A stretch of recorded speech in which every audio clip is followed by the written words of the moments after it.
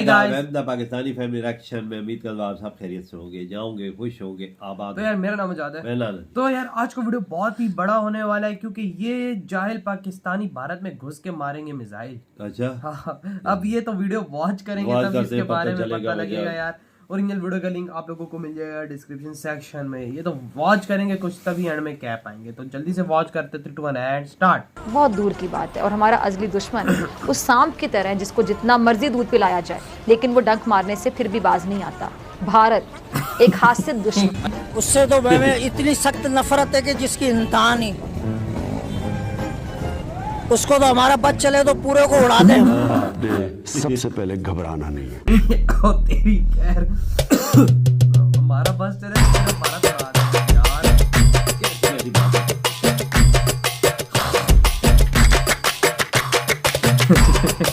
मुझे हंसी आती है यार ऐसी चीजों पे।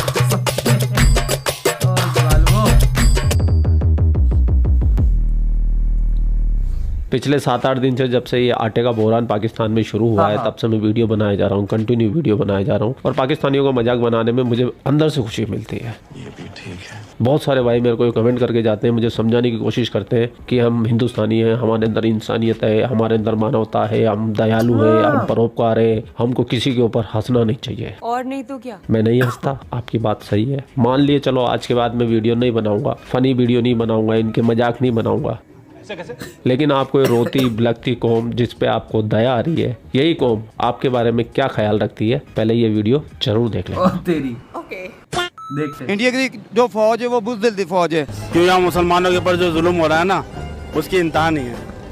जो लड़कियों की बेरुमती करते हैं साले, नकाब उतार देते हैं, अच्छा थोड़ी है। दहशत आदमी जोश आता है, जोश वो क्यों? क्योंकि सही नहीं है ना पाकिस्तान से। जो पाकिस्तान से इस कदर हसद करता है कि उसको कुछ नजर ही नहीं आता।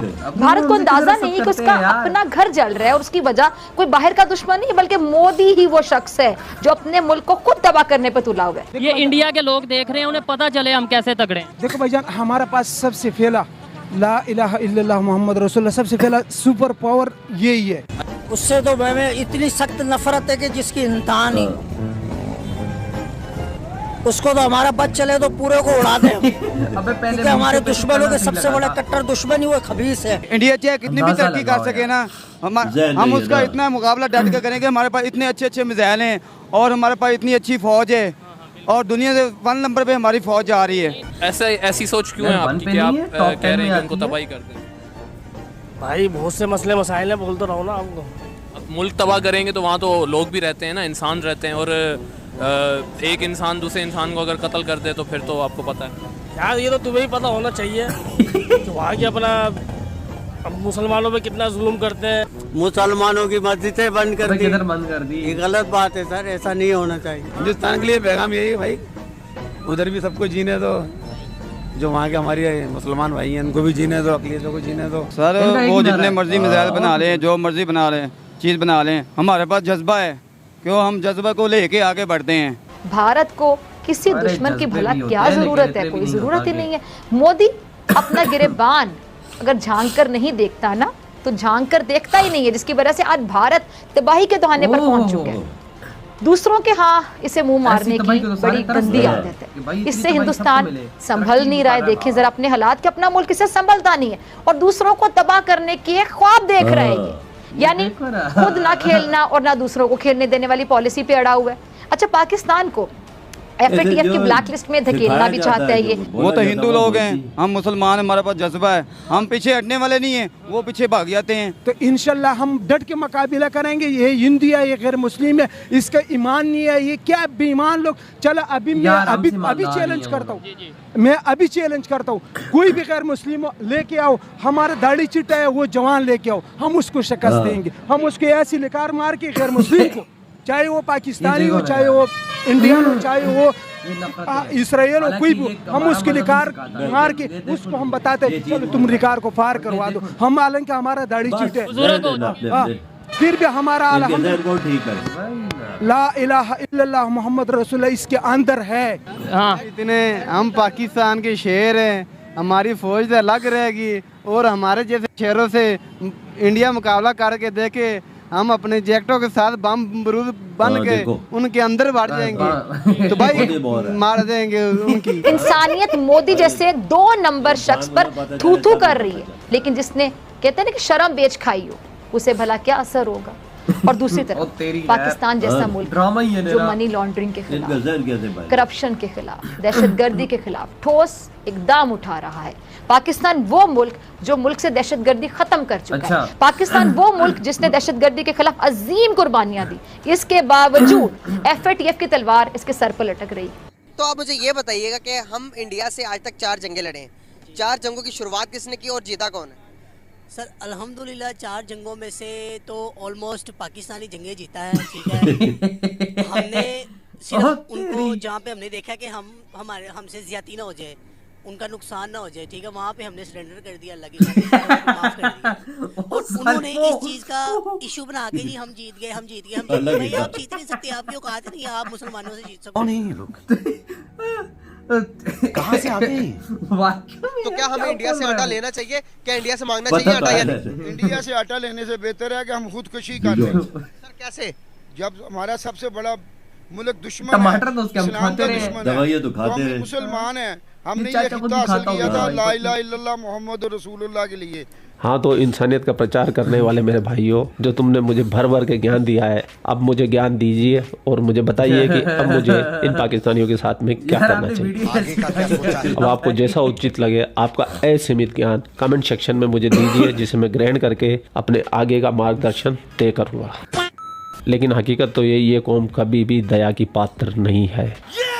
इस कौम ने सबसे पहला जख्म 1947 में दे दिया था, और उस जख्म के घाव भरे भी नहीं थे कि 1948 में इन्होंने कश्मीर में धावा कर दिया। जैसे तैसे भारत प्रगति की तरफ जा रहा था, इन्होंने 65 में हमला कर दिया। चाइना ने अटैक करके हमारी कमर तोड़ दी। उस कमर तोड़ू माहौल के अंदर इसी पाकिस्तान ने हमारे ऊपर अटैक कर दिया था, जबकि हमारे देश में चल रहा था अकाल। अमेरिका से लाल गेहूं इम्पोर्ट करके हम हमारी आवाम को खिला रहे थे, जो अमेरिकन अपने जानवरों को खिलाते थे। उस वक्त पाकिस्तान ने हम पे दया नहीं की थी, हम पे अटैक किया था। 1965 युद्ध की हिस्ट्री पढ़ लीजिएगा आप, तो शायद आपकी ये इंसानियत कहीं पानी लेने चली जाएगी।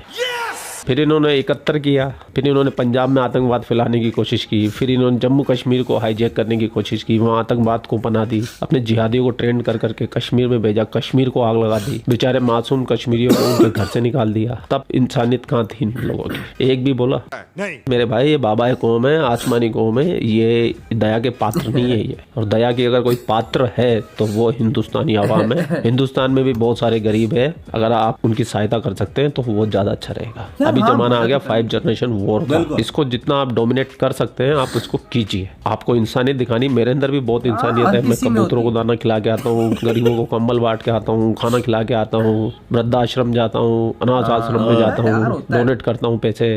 बोलना नहीं चाहिए, ठाकुर जी की कृपा है, जो भी बन सकता है कर देता हूँ मैं। इंसानियत दिखाता हूँ मैं, मेरे अंदर बहुत है इंसानियत, लेकिन अपने हिंदुस्तानियों के लिए।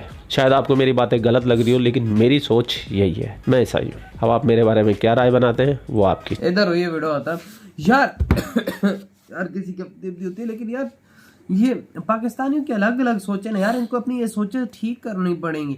अगर ऐसी सोच रहेंगी तो हम लोग कभी भी आगे नहीं निकल सकेंगे, कभी निकल नहीं सकेंगे। सोच बड़ी चीज होती है ना, वजह तालीम बड़ी चीज होती है, एजुकेशन बड़ी मस्ट होती है। अब ये अजीब बातें कर रहे हैं, मैं बम बांध के मार दूंगा, मैं मिसाइल मार दूंगा। नहीं, इनकी एजुकेशन की बहुत कमी है। जब तक ये एजुकेशन पे तवज्जो नहीं, इनके ज़हन यही भरे रहेंगे। वही ना, अभी देखो बात ऐसी है, भारत ने ये सारी चीजों को खत्म कर दिया था शुरुआत में, मतलब 90s में खत्म कर दिया, और इससे आगे बढ़ना शुरू किया है इंडिया ने। और आज देखो इंडिया कितना आगे निकल चुका है। बिल्कुल, ये बात तो है, वजह सारी दुनिया जानती है इंडिया आगे निकल वही ना, हमारे पाकिस्तानियों को भी चाहिए कि भाई आगे बढ़ो, सीखो। हम लोगों को सीख लेनी चाहिए कि आखिर इंडिया ने आगे कैसे निकला। पहले तो मसला था हमारे मफाद का, तजारत हमारी मफाद की, पाकिस्तान की मफाद की है ना, इंडियन के मफाद की तो नहीं। हम इंडिया से तजारत रखते तो हमारा फायदा था, अवाम का फायदा था, और तो कैसे फायदा नहीं है। एक वो आदि वाला बंदा कहता है मेरा बस चले ना तो मैं भारत को ही उड़ा दूं। वो यार ये इनके दिमाग ही ऐसी बातें नहीं करते।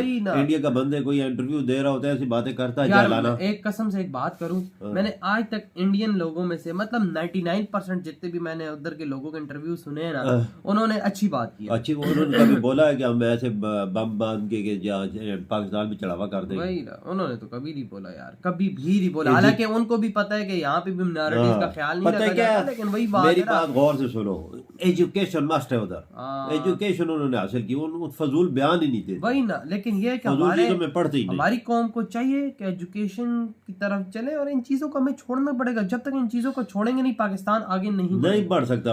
हम यही उम्मीद करते हैं, देखो यार पाकिस्तान आगे बढ़े, ठीक है, आगे तभी बढ़ेगा जब हमारे देश का लोग आगे बढ़ेगा। बाद आप लेबर कंट्री के साथ तल्लुकात अच्छे रखेंगे, अफसायों के साथ, तभी हम बढ़ सकते हैं। ऐसा तो हमें कोई चीज नजर नहीं। यही बात है बाबा, यही बात है। तो आप लोग बताओ यार, आप लोगों को क्या थॉट है इस वीडियो के बारे में, लाजमी शेयर कीजिएगा। इधर ही वीडियो खत्म करते हैं, हमने बहुत ज्यादा खैर है। तो बाय।